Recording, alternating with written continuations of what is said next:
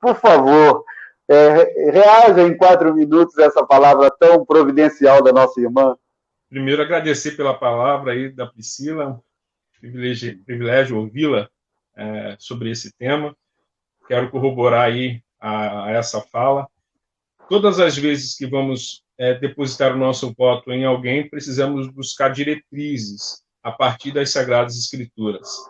E uma diretriz que eu acho bem relevante é pensar aquilo que o apóstolo Paulo vai dizer em Romanos 13, que muitos utilizam de forma inadequada, sobre olhar para os servidores públicos, ou seja, tanto do legislativo quanto do executivo, prefeito ou vereador, que é a questão no momento, como diáconos, como servos, ou seja, como aqueles que vão servir à sociedade. Eles estão lá para servir a sociedade, que é a diretriz de Cristo, até como abordei anteriormente.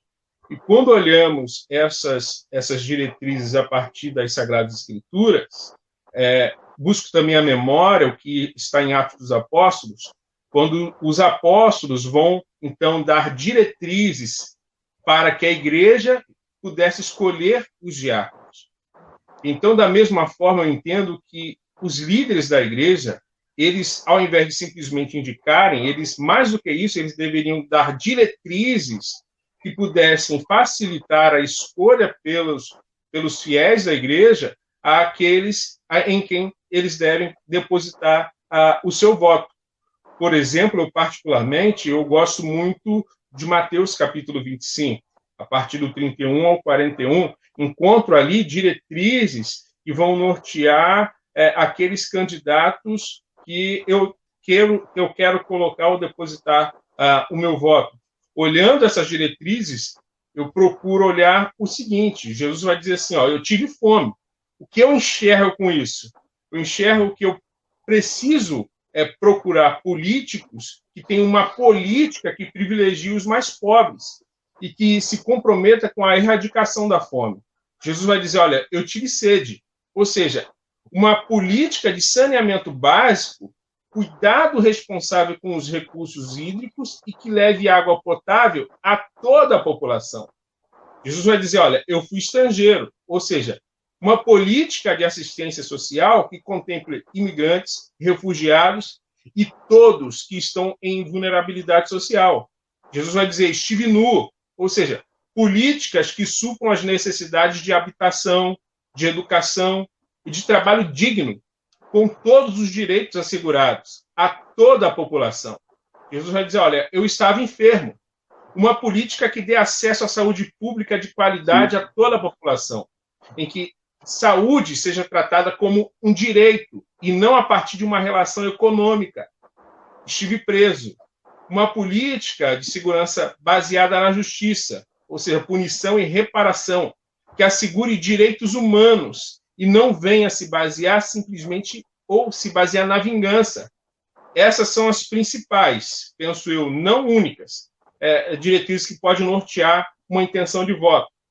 Por isso, eu convido a você, meu amigo, que você possa ler a proposta de governo dos candidatos ao executivo e olhe para a história. Veja se há coerência entre a proposta dele e o que ele está, a maneira como ele viveu a sua história política ou no seu dia a dia, no seu cotidiano. Olha para a atuação e proposta dos candidatos ao legislativo. Veja se estão alinhados com as diretrizes.